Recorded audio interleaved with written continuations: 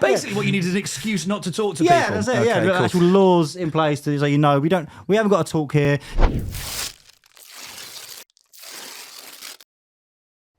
Right, so we need a brand new ministerial department for you. What's it going to be? It's going to be the department in charge of social awkwardness. Oh God, that'd have been good there. What are they going to do then? Just generally, just help. Like, for example, right? Do you know, like when you go to a restaurant? Yeah. Right, and then you go. Oh yeah, table for two, please. And they'll be like, oh yeah. I mean, you can see that the restaurant is quite empty at the moment. There's only 2 people in there. Do you want to sit right next to them?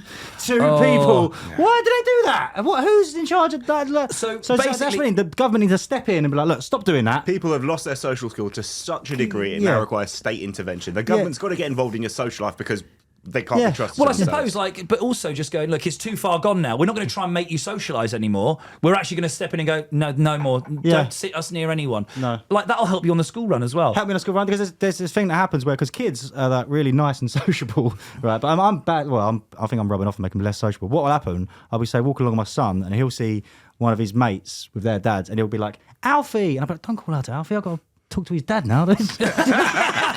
Whereas actually what would help is the dad comes up and goes, how you doing, Jack? And you're like, you trying to get us arrested? Yeah. Because it's now illegal. Come on, man. If you look at section 2 of the social awkwardness.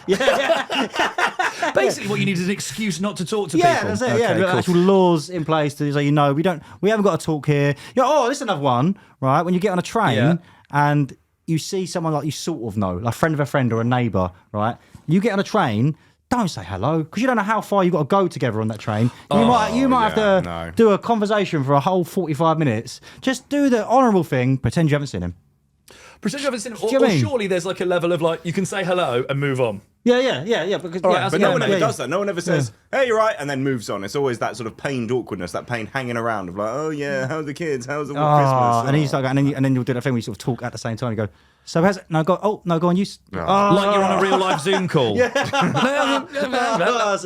if the Department of Social Awkwardness get involved, like, if this is happening, just address the situation first, straight away. Say, look, I want to go to the other end of the train because it's far too awkward to maintain a conversation. Thank you very much.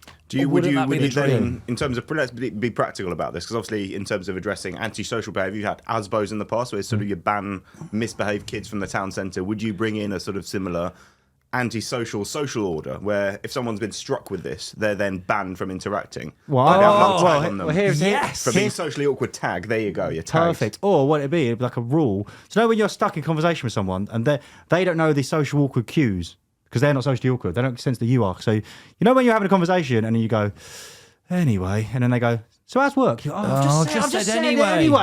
So anyway should be the code for this ends here. If you overstep by anyway, that's technically illegal. My mum's a shocker for it, because my mum will be on the phone and she'll be talking to me about Debbie, who I've never met.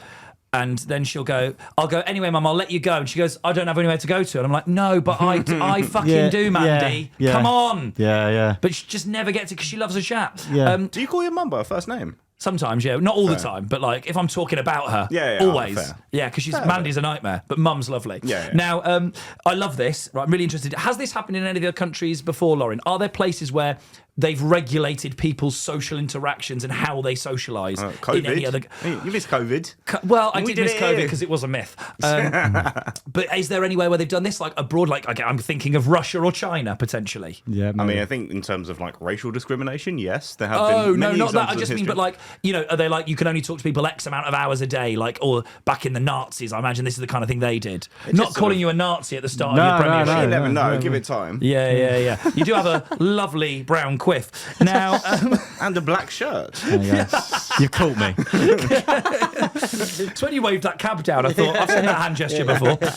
So I love this. We're going to make social interactions. There's awkward social interactions illegal. Yeah. Right, okay, interesting. And we're going to implement them with some sort of ASBO. So if you are reported for trying to socialise with people who don't want to socialise with you, you're banned from any socialising. Banned for a fine.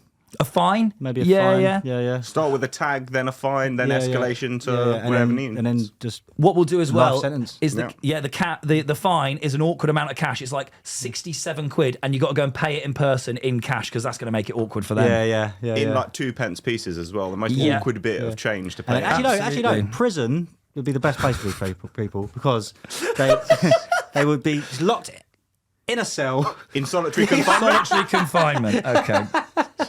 You know what I mean? Okay. Yeah, I think. Look, it's harsh, but I think people will be on. Yeah. I think. Look, if this was America, they wouldn't be interested. England, everyone will be on board with this. Yeah. You know, it's a hard place to be sociable. Really. Exactly. Do you know what I mean? So Well. see how you get on there. Start tailoring a message. Start a chat in the showers, eh? See what happens. Yeah, lovely. Well, the chin problem wag. is, I don't want to socialise anymore. That's really funny.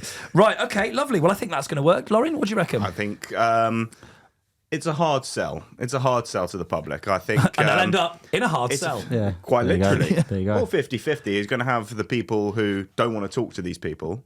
Going to be very enthusiastic. But then how many? We need to do some more focus groups and more polling. We need to flesh this out with a bit more detail before we can put it on the front pages of and start briefing it out to friendly journalists. So we need to do some more focus grouping, make sure it really works. Oh no, before we because can surely sort the of- focus group, that's the opposite of what we Oh want my people God. in focus that's groups. really awkward, isn't it? You're causing more problems than you're starting. Hang on. Or this is how we sort of this is the control group, because then if we see within the focus group who's being socially awkward, we can then see, right, actually, would you, the non-socially awkward lot, Yeah.